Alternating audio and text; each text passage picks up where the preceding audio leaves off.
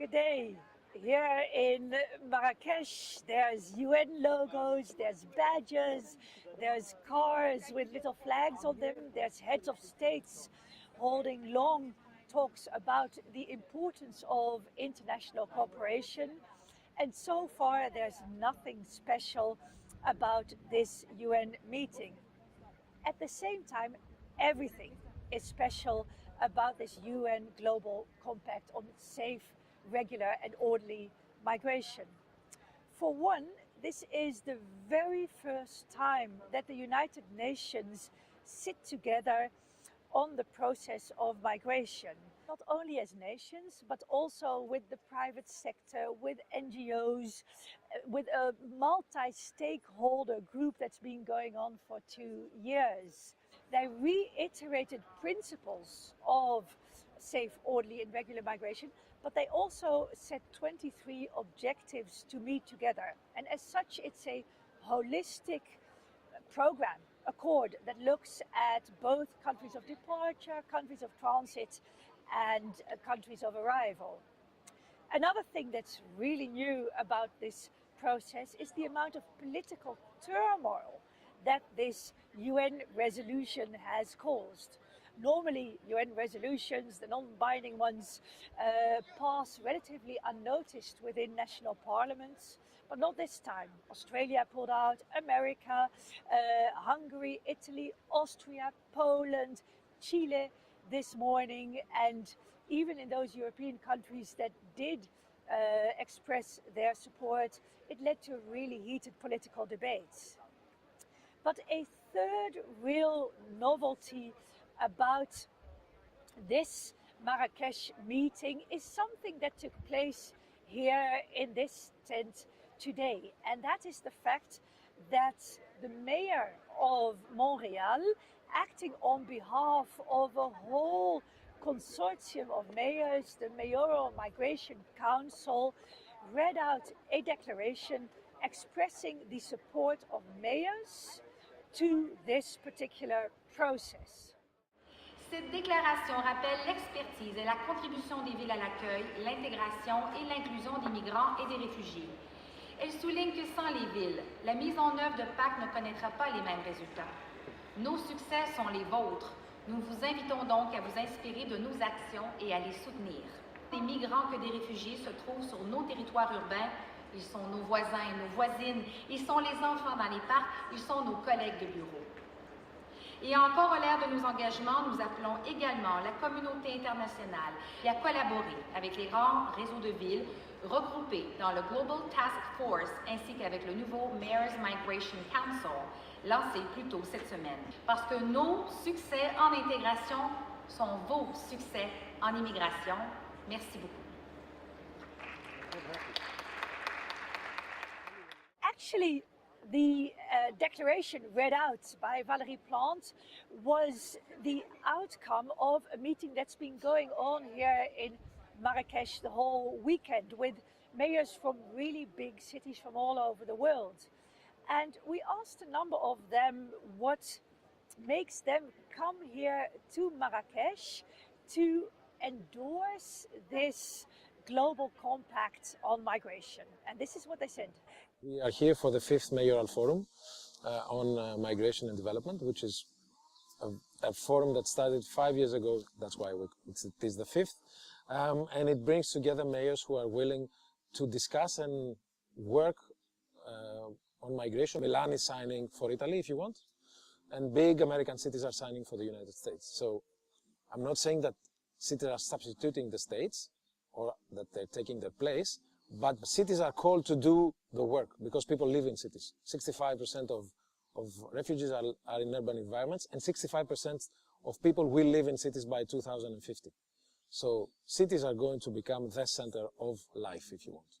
What I want to focus on, and what I've been putting onto the table in these couple of days that I've been here in Marrakech with other mayors, has been the question of choice and dignity.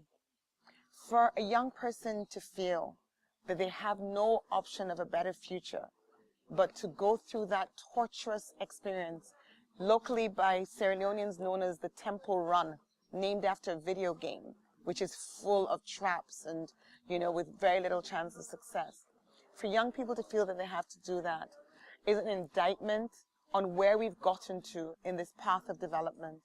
So I've made it my commitment within my overall framework for the transformation of my city to ensure that we are tackling the root causes of migration, the structural factors that drive people to this. And very simply put, it means we need to invest more in skills development. Ultimately, we need to facilitate the creation of jobs, but we also need to address the traffickers, the organized crime units who are providing false hope, false promises of a better life, pocketing huge sums of money and exposing young people to risk. So one really fascinating thing about the mayors meeting all weekend was that there were mayors present of countries who've pulled out of the process. There was a mayor from Rijeka in Croatia, for instance, but also the vice mayor of Milan. Of course, Italy is not here today, but the vice mayor of Milan explained to us why it's important to his city, which has accommodated 180,000 refugees over the past years, to actually be present here in Marrakech and express support for the migration compact. E abbiamo fatto questa scelta perché siamo convinti di due cose. La prima è giusto sul piano dei diritti umani, accogliere. La seconda, se non accogli, comunque l'immigrato arriva nella tua città e dorme come un homeless per strada e crei quindi ancora più problemi alla comunità. Io credo che questo meeting sia utile per far sentire le città meno sole. Ogni città sa che ce n'è un'altra che si pone lo stesso obiettivo, che è proprio quello di tenere insieme i valori, i principi e l'azione pratica concreta. E poi è utile questo meeting per dire ai governi: fate le scelte giuste sull'immigrazione. So what we actually see happening here is mayors making migration policy, mayors engaging in city diplomacy, expressing support to a UN process like this one. They do so by means of a network that's connected to a wide range of other city networks in this field. And one of the other things we discussed with the mayors is the question what the added value of these international networks is for the daily lives of the people in their cities. Campaign and the sensitization about migration is now taking a more holistic approach. And I think the world beginning to know that mayors happens to be the driver or the most appropriate drivers to be able to communicate in terms of solving those pertinent issues that concern in our country. When the migrant get to London, and that migrant is from Morocco, Rabat, the mayor from Bristol can pick up the phone and call the mayor of Rabat. And we can sit and talk. With that, we can collectively find a remedy of solving this issue. Because sometimes when you go, you create an opportunity. People within the surrounding, they also feel abandoned. They feel that, look, they haven't been paying attention to because people who come, opportunities are given to them. So you as a mayor, you must be able to ensure to the locals and make them understand that they must be able to coexist, because you do not want any tension to be breeding between them that have the proclivity to read into chaos.